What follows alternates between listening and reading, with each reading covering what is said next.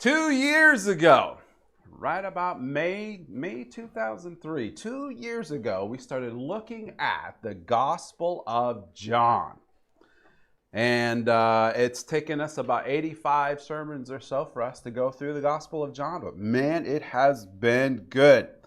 In the Gospel of John, John has shown us not only what Jesus did, but also his primary focus has been who Jesus is. God the Son. God the Son, who came to earth to accomplish the mission of redemption. We have seen that mission of redemption flowing through the whole studying it, right? God the Son, who came to earth to accomplish the great mission of redemption for our sakes.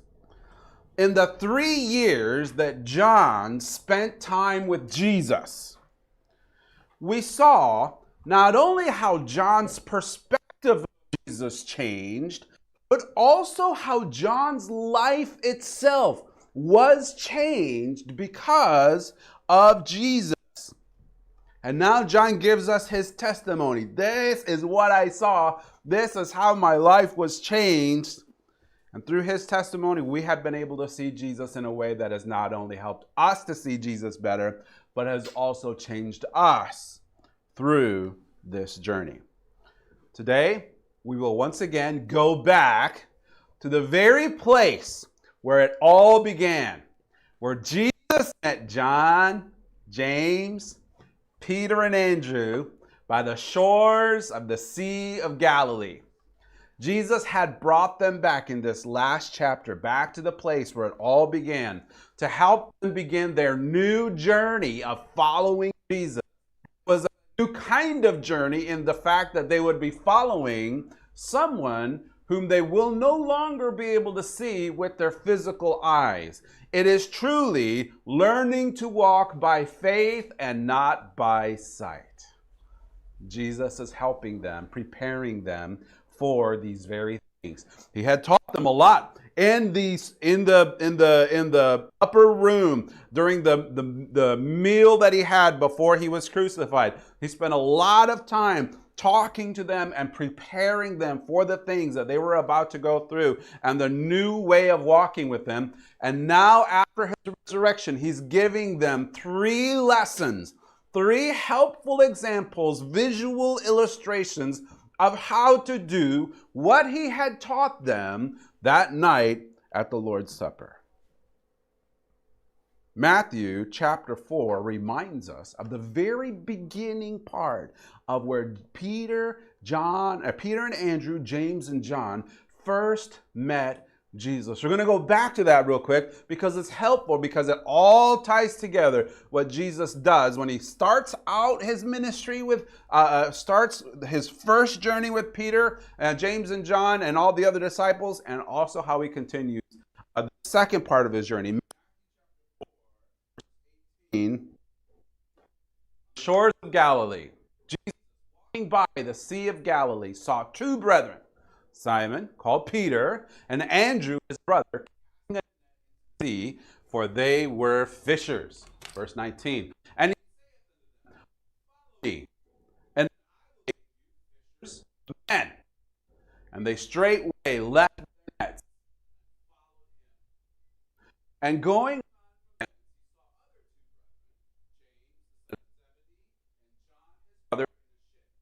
Zebedee, their father, mending their nets. And they immediately left the ship and their father and followed him. This is amazing. I need to fix something real quick because our it's getting really warm in here, and I need to. There we go. And I needed to fix that for a second here. If it gets too cold, let me know. All right. And I'll just let you suffer. I'm just kidding.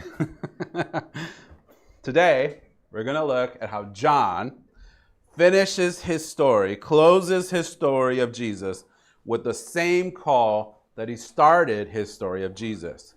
Jesus' call to follow me. This helps us because it helps us to see that wherever you are in your journey, whether you're following Jesus, on the journey for a long time, words will guide you of that journey with Jesus. Doesn't matter where you are. Begin. Follow me is the call that Jesus gives us. Now, in John's final scene here at the shores of Galilee, we have seen already two of the lessons that Jesus has provided for his disciples. The first is the first lesson that Jesus teaches them to follow him, even when they can't physically see them, was by that night that they were spending fishing. They spent the night fishing all night long. Couldn't catch a fish. Remember that story where they're fishing, can't find a thing? And then Jesus calls out from the shore, "Hey guys, go cast your net on the right side of the boat. That's the side you need to be casting your net on." And so they do, and they catch a lot of fish. The first lesson Jesus taught them is this: while you serve Jesus, don't look at your own ability to meet your needs, but rather keep your eyes on Jesus to provide for your needs. He reminds us that, you go through life and you're serving Jesus, it's easy for you to look at the needs that you have in your life and start focusing on them. And how am I going to take care of the needs? And Jesus says, no, serve me, I will take care of your needs. Keep your eyes on Jesus. Then, after they all come to the shore, Jesus has breakfast ready for them around a campfire. They all sit down around the campfire. After they eat breakfast, Jesus teaches them the second lesson by fully forgiving and fully restoring Peter. 3 times Jesus asks Peter, "Peter, do you love me?" 3 times Peter replies, "My love isn't that great. You know I love you, but it's all I've got. This is how I can love you." And with each answer, Jesus responds by telling him, "Take care of my sheep. Feed my sheep." That campfire conversation taught the disciples, and it taught us, to stop looking at our own ability to follow Jesus and produce fruit in our life. We aren't the ones who do it. We follow Jesus. Our first priority is to love Jesus and abide in him, and then look to him to produce fruit in our lives as we follow him. Remember that? Now we come to our third lesson. After breakfast, Jesus and Peter go for a little walk. John's not far behind him as he's following them. And through this conversation that Jesus has with Peter, we see the third lesson that Jesus teaches his disciples through this conversation of following Jesus even when they can't see him. And he begins this conversation by telling Peter something about his future. It's nice to know some things about your future, isn't it? We had this question, would you rather? Just a random thing. So our family, inspired by, I guess, Joe from talking with Asher and talking about would you rather. Do you know the game Would You Rather? You have 2 options. You got to pick one of them. So like one of them that has been deeply inspiring to us is Joe's question of, would you rather be able to, every time you speak, to be able to speak in rhymes or bubbles come out of your mouth? Which would you choose? This was the kind of, like, sometimes they're really deeply serious and sometimes they're amazingly hilarious, right? So one of the conversations was, would you rather be able to see the spiritual world or to see 1 minute of your future? Like consistently 1 minute of your future. What would you choose? Interesting, right? Well, Jesus is about to tell Peter a lot more than 1 minute of his future. He's going to tell Peter something very interesting. John chapter 1, let's look at verses 18 through 25. John chapter 1, verses 18 25. It says this, verse 18, "Verily, verily, I say unto thee, when thou wast young, thou girdest thyself, and walkest whither thou wouldest. He's basically saying, when you were young, you got to put on whatever you wanted to put on, and you got to go wherever you wanted to go. But when thou shalt be old, thou shalt stretch forth thy hands, and another shall gird thee, and carry thee whither thou wouldest not. When you get old, there will be a time when somebody else will clothe you, stretch out your hands, and take you to a place that you do not want to go. Verse 19, this spake he, Jesus, signifying by what death he, Peter, should glorify God. And when he had spoken this, Jesus said to Peter, he saith to him, follow me. Few of us know when and how we will die. Right? Have you ever thought about that? I think about it every once in a while. Peter is literally, or Jesus is telling Peter, Peter, this is how you're going to die.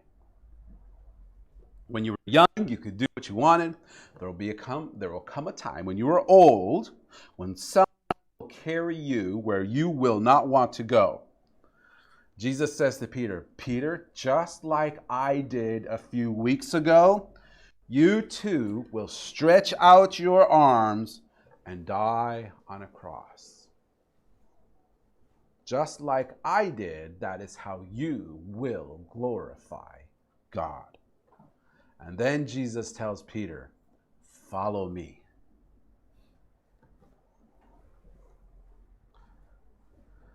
There are times when I think about how I will die. And most of the times, I really, really hope it's quick and painless.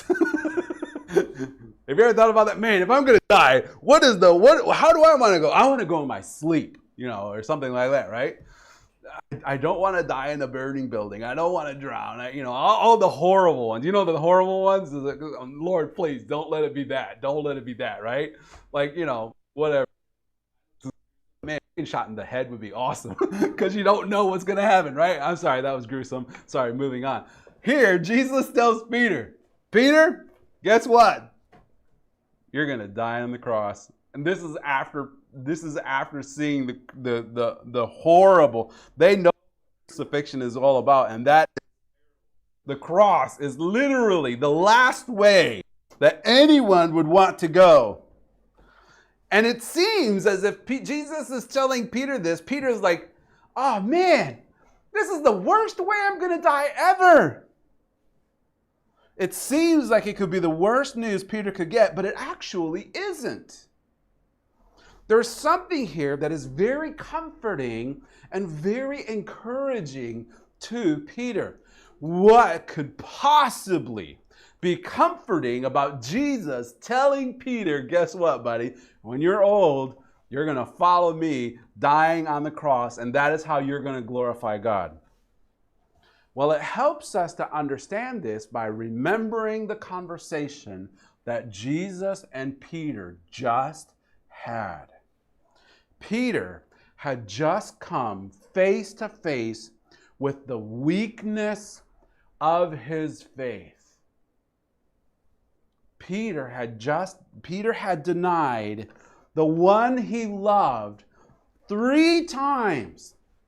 And around that campfire, he had to come face to face with the fact that his faith was weak.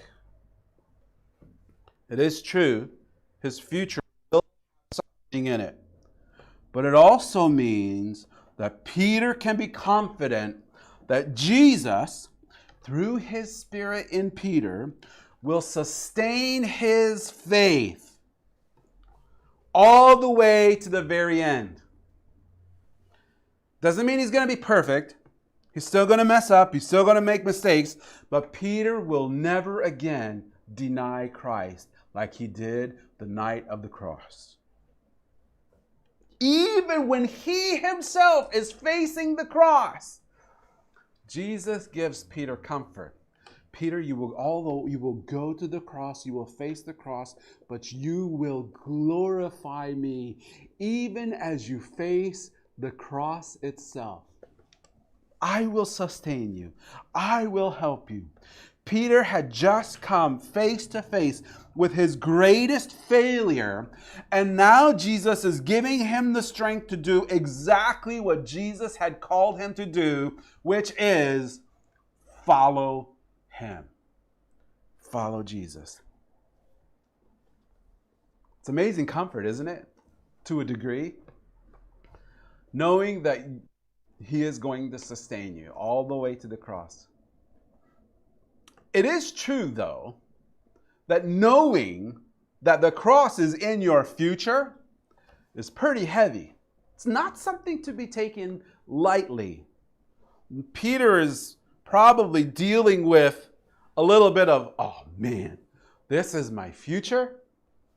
And as Peter and Jesus are walking together, Peter turns around, sees John following, and he's wondering to himself, so am I the only one who's going to be crucified? Am I the only one who has to face the cross? Lord, what about John? Verse 20. Then Peter, turning about, seeth the disciple whom Jesus loved, following, which also leaned on his breast at supper and said, Lord, which is he that betrayeth thee? This is a very long way of John to say, me. Peter saith, Jesus, this man, about John, Lord. Is John going to go through the same thing too? Peter asks the question that is very easy for all of us, for any of us to ask. What about him? What about that person, Lord? And Peter's heart reflects something that is in very much all of our hearts. And that is the desire to compare how we follow Jesus with how others follow Jesus. We can do this in all kinds of ways. We can compare ourselves to how other people serve Jesus. Seems like some people seem to be used by God in how they served in great ways, and some people work really hard to serve God and they don't hardly see any fruit for their labors of following Jesus, right? And some people who see God blessing their ministry or the way they serve. When I say ministry, I mean like each of us in the church family, right? How we serve and how we minister to one another. And we see other people and how they serve and care for one another. And we see the different ways that they serve, and we think, man, God's really using that guy, or man, that God doesn't seem to be using that guy. And we can tend to compare another. And in doing so, our responses are tempted to be different. One who seems to be used by God can look on another person and seeing that God's not using them as much, and them and say, oh man, something must be wrong with them. Or we can see another person who doesn't seem to be used by God as much, and they can resent the person. Why does he get all of the glory? He doesn't get all the glory. Maybe we are tempted to ask the question, what about that person with the kind of life that God calls us to not only serve, but also the kind of life God calls us to live? Some have it easier. Others have it harder. Maybe in your finances, maybe in your job, maybe in your health, maybe in your family relationships. It seems that sometimes Jesus puts one person on a path where things seem to go well and smoothly, whereas sometimes Jesus puts another person on a path that seems to be filled with struggle and hardship. What about him, Lord? What about her? How does Jesus answer? Verse 22. Jesus said unto him, if I come, what is that to thee? Follow thou me. Jesus tells Peter, it's a simple but clear answer. Peter, the story that I am going to tell through John's life is not going to be the same as the story I tell. And third important lesson Stop focusing on other people as you follow me. You follow me. This is the third important lesson. When your eyes wander away from Jesus and go towards other people around you, you will be tempted to compare yourself to them. Jesus says, don't. Very simply. There are several reasons for this. First, because Jesus wants to reveal himself to you and through you in a way that is special and unique to you. He reveals, let me say that again. He reveals himself to you and through you.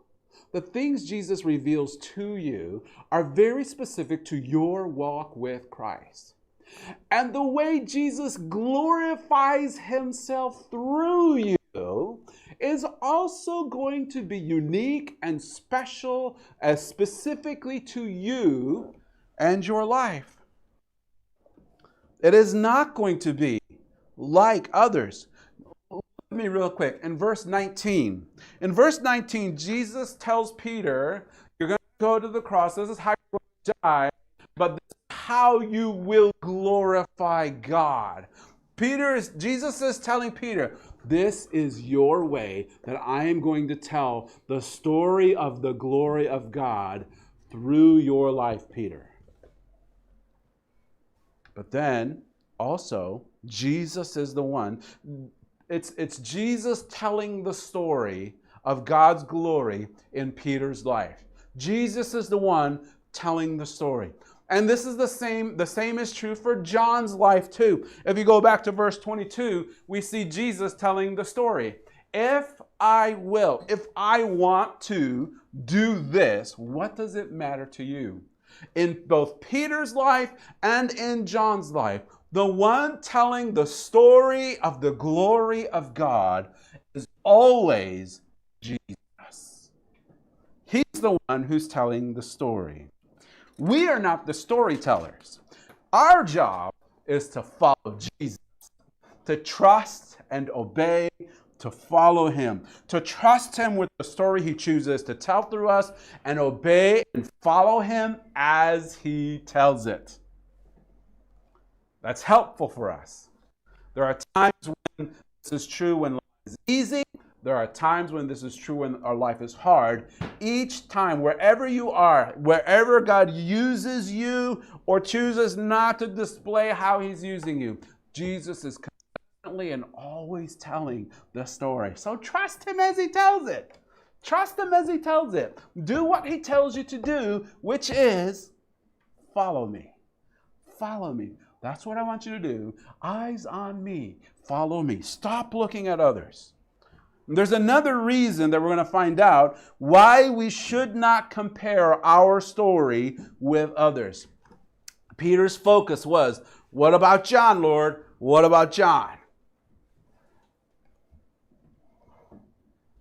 Peter was assuming, we're going to see something. The second reason, I'm going to ahead of myself. The second reason is this. There is a lot that you don't know about other people's stories. There's a lot you don't know about their story. What you think you see is often not what actually is. Let me say that again. What you think you see is often not what actually is. Here's the problem. When we assume that what I see is what actually is, I see it, therefore it must be. When we make that assumption, here's what happens. We end up basing our thoughts and our actions about those around us on something that is not even true. What I see is this, hence it must be, causes us to base our thoughts, our opinions, and our actions toward our brothers and sisters in Christ on something that is not even true. And this is exactly what happened to John. Verse 23. Then went this saying abroad among the brethren, that disciple, John, should not die. Yet Jesus said not unto him, he shall not die, but if I will that he tarry till I come, what is that to thee? Why is John saying this?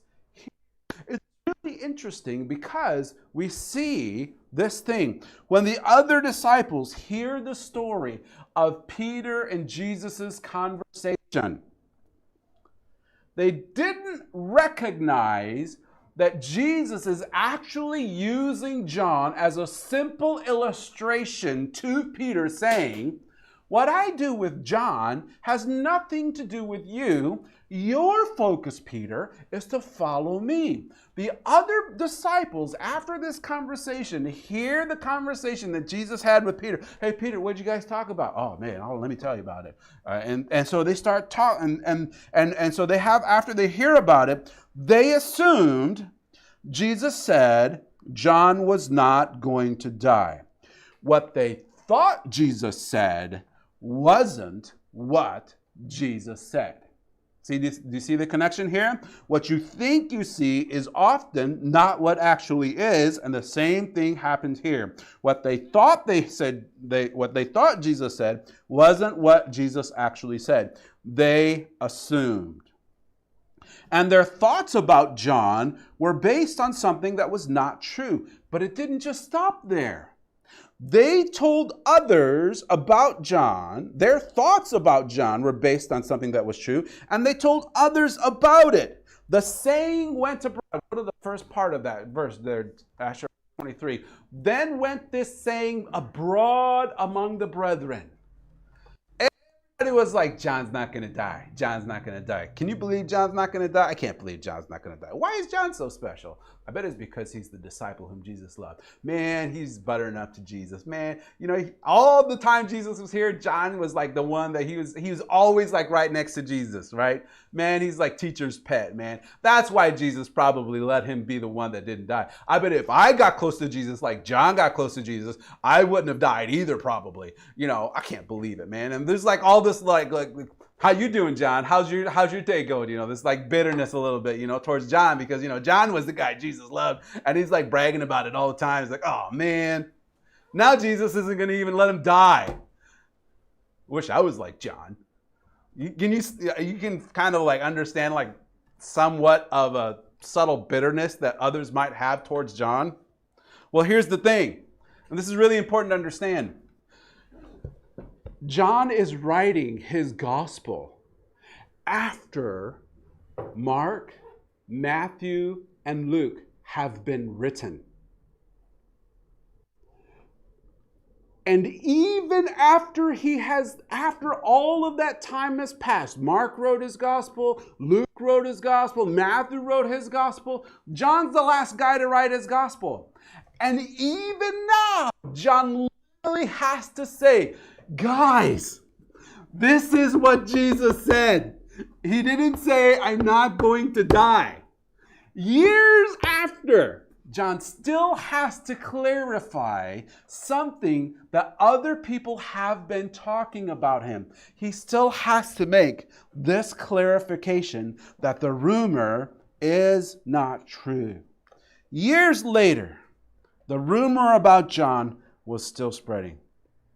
You know what? This is something that they had to deal with it. The disciples had to deal with it. Other churches have to deal with it. All through the ages, this false assumption that what you think you see actually is, that false assumption can cause all kinds of struggle within the church family. Every church family in every age has to be careful about this. Even our church family, we are no different. We do this sometimes too. And so this is good for us to see why Jesus tells us to focus, why he tells us what to focus on as we follow him. Your focus should be on your story of how Jesus is going to glorify you, or glorify God through you and to you, not on other people's stories. Jesus calls each of us to set our eyes on him. Let him tell his story in our lives as we follow him. In this scene on the shores of Galilee, Jesus taught the disciples 3 critical lessons about how to follow Jesus by faith and not by sight. Right? How do you follow Jesus when you don't physically see him? And all 3 lessons have the same theme. Eyes on Jesus. Eyes on Jesus. By faith, keep your eyes on Jesus. When your focus goes to circumstances, how are my needs going to be met? Just like they were fishing. Jesus reminds them, look, I've got you. Keep your eyes on me. When your focus goes to yourself, in your confidence of following Jesus, or in your doubt of following Jesus, Jesus reminds us once again, your strength, your capacity to follow me does not come from your own strength or your own ability. It comes because you abide in me. I will give you the strength you need to follow me. Don't be confident in your own capacity. You need to humble yourself and lean in on me. That's why Jesus asked Peter, Peter, do you love me? That's where your focus needs to be. Abide in me. And when we do that, when we set our eyes on Christ, he gives us the strength we need to follow him. And here we saw, when your focus goes to others,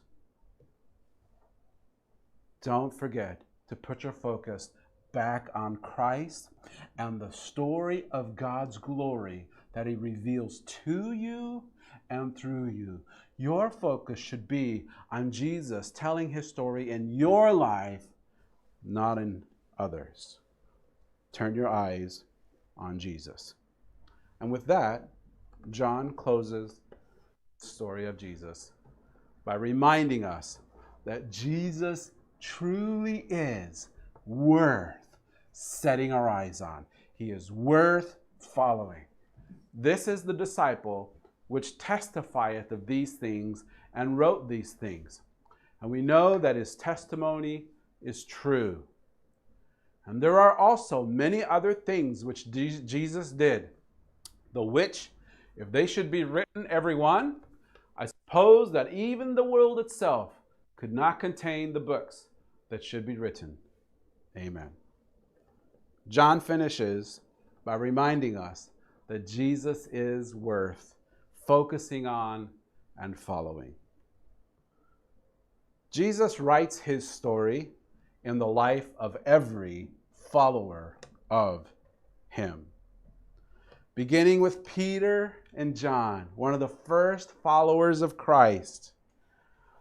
Also through the other disciples, both men and women who walked with Christ and followed him. Jesus reveals his story to each of them in countless ways. They said, he's talking about, man, if we could tell all the things that Jesus did in the time that he was here, there wouldn't be enough books to write about it. Jesus continues his story, not just through those with whom he was with during his time on earth, but also he continues his story through history all the way to us, to our children, to our grandchildren, and if Christ tarries, even to those beyond us. Jesus fills our lives with his presence. All kinds of ways to help us to see who he is, not only what he does, but once again to remind us who he is. God the Son, come from heaven to rescue and redeem us. He has accomplished the mission of redemption, and he continues to help us and to fulfill that mission of redemption in each of our lives, to seek and to save those who were lost. And having seeked us out and saved us, he redeemed us, not only to bring us through this life and guiding us and sustaining us, but also in the life to come, where we will be with him. No longer will we be following by faith as we have on this earth, but we will also enjoy following Jesus by sight until that day comes. And as we start until that day comes, we are reminded of Jesus' call. Whoever you are and wherever you are on this life, Jesus calls us. His call has always been and always will be, follow me. This is our focus as we live this life. Eyes on Jesus, and follow him. Let's pray. Jesus, through this gospel that John has told about how you have revealed who you are to John, and then John telling us your story through his life, one who testifies, one who is a witness, who shows others what he has seen and experienced. As John tells us about his story, you also continue to write your story in each of our lives as well. Now we are the ones who get to be the storytellers. We are the ones who get to be witnesses, those who tell what Jesus does and who Jesus is to those around us. As you do your amazing work of revealing who you are to us and then through us, help our eyes to be focused on our story that you reveal to us. Help our eyes not to drift away to the story that Jesus, you are telling through other people's lives and get caught up in that, look down on other people or envy or other people. Instead of doing that, help us to keep our eyes focused on you and the story you are telling in our lives. And help us to respond in trust and obedience, to trust in the story you are telling and to obey you by walking after you, by following you.